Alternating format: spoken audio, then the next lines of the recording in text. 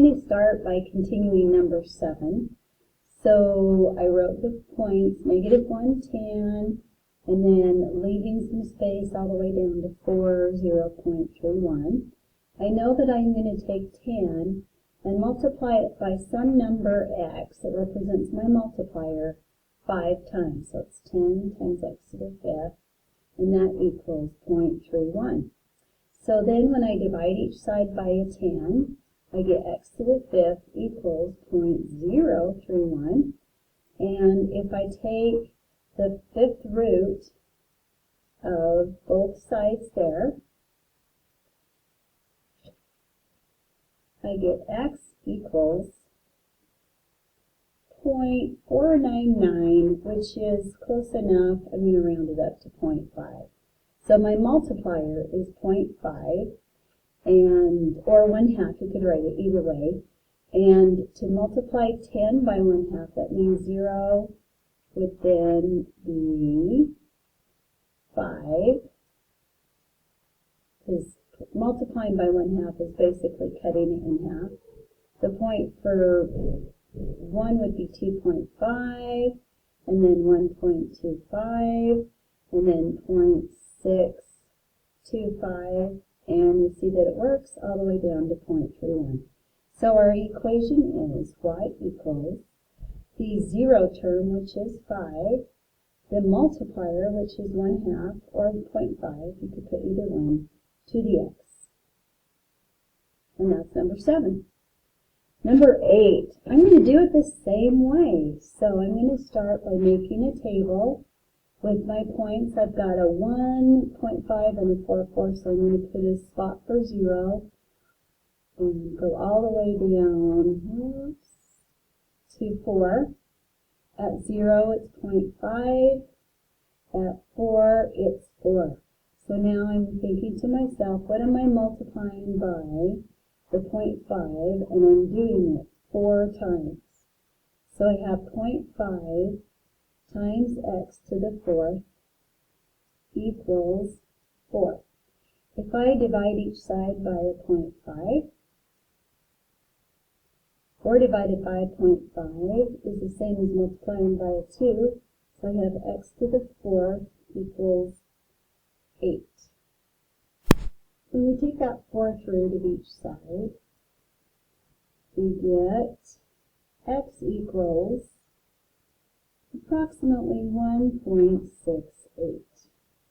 So if we multiply the 0.5 by 1.68, we get 0.84.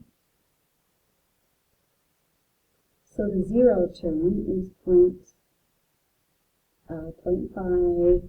If we keep multiplying this down, we get 1.4, 112, 2.37, and then 3.99, close enough to 4. So our final equation, our 0 term is 0.5.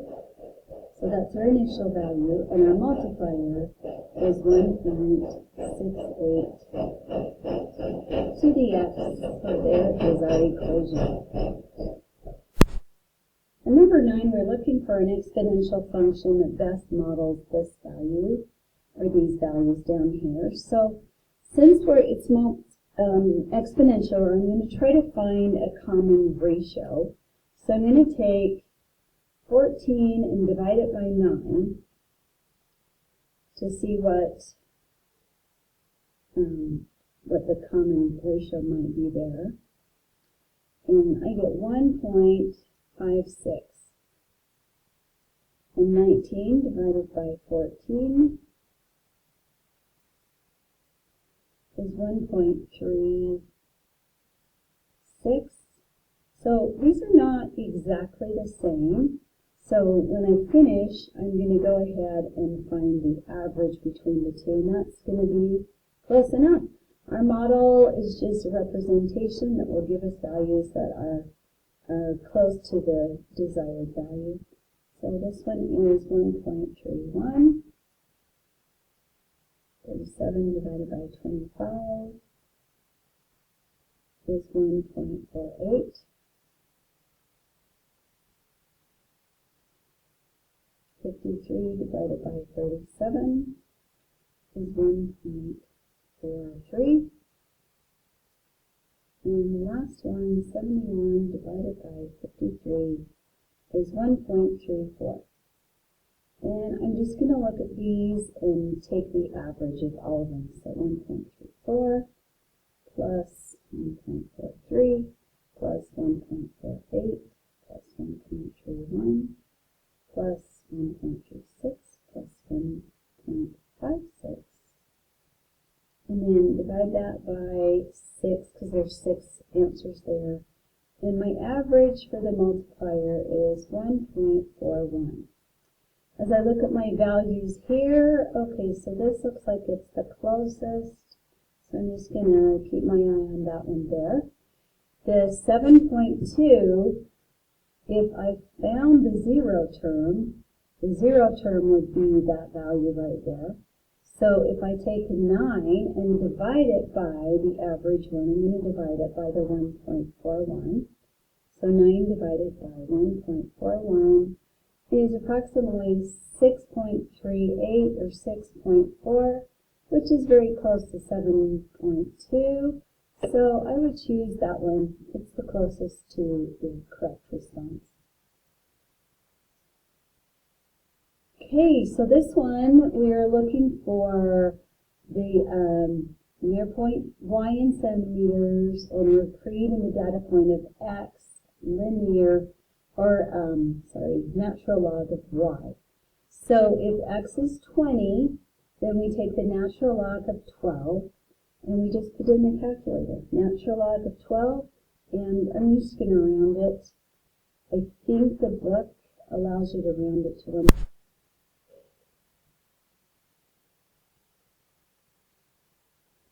So the natural log of 12, if you put in your calculator and round it, I think the book allows you to round it to the nearest decimal place, is 2.5.